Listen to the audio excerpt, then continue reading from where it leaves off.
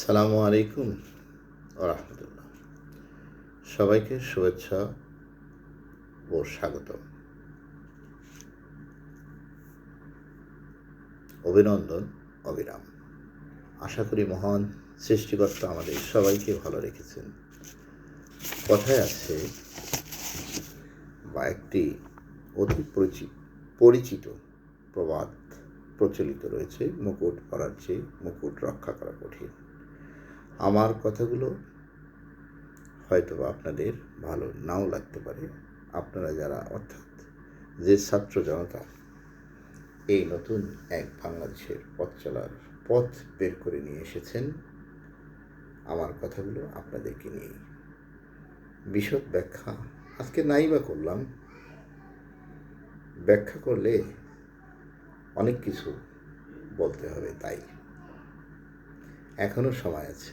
আপনারা সবাই বা সকলেই একটি প্ল্যাটফর্মে বা মঞ্চে এক হয়ে একটি নীতিমালা বা সমাধান বের করে নিয়ে আসেন, যাতে আপনাদের সকলের এবং এদেশের আম জনতার মতামত প্রতিফলিত হয়।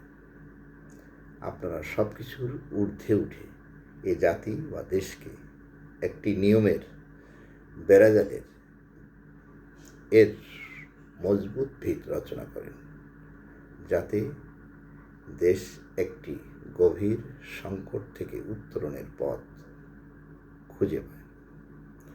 আর আমরা জাতি হিসেবে বড় ভাগ্যবান যে একজন নোবেল লরিয়েট ডক্টর মোহাম্মদ ইউনূসকে দেশের এই মহাক্রান্তিকালে দেশ পরিচালনায় বাছাই করতে পেরেছি। ইনি না হয়ে যদি অন্য কেউ এ দায়িত্বে থাকতেন, তাহলে এদেশের বা জাতির কী যে হতো তা বলার অপেক্ষা রাখে না। আমাদের জাতি হিসেবে ওনাকে সাহায্য করা বা ভালো মন্দ বাছাই করে পথ দেখিয়ে দেয়া আমাদের সকলের একটি মহান দায়িত্ব।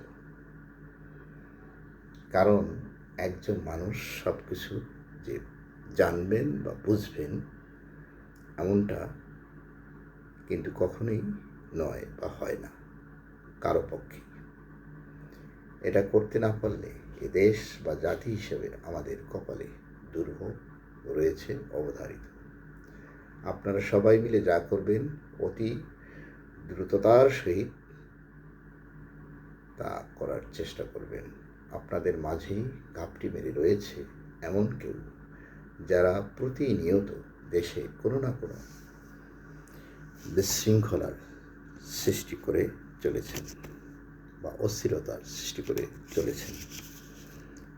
আমার মতো একজন সাধারণ নাগরিকের মতামত বা একটি কথা না বললেই নয়, আর তা হলো বিগত সময়ে বা বিগত দিনে যারা